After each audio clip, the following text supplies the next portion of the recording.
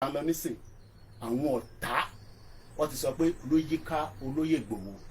Yorùbá nation kò ṣe Yorùbá nation náà ó yẹ ẹ bá ń connect mi pẹ̀lú olóyè Ìgbòho olóyè kí ló ti kú ìgbé là ń lọ nísìn àwọn ọ̀tá wọ́n ti sọ pé ló yíká olóyè Ìgbòho but ọlọ́run ọba Elédùmarè tó láyé tó lọ́run tó lóyè gbà fún pé ọlọ́run ló lẹ̀mí òun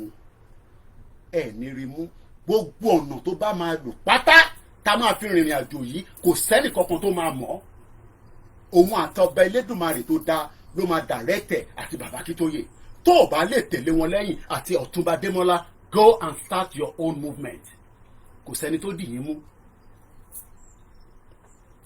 Detail planning 1 year before the invasion àwọn military officer wọ́n submit ẹ̀ fáwọn committee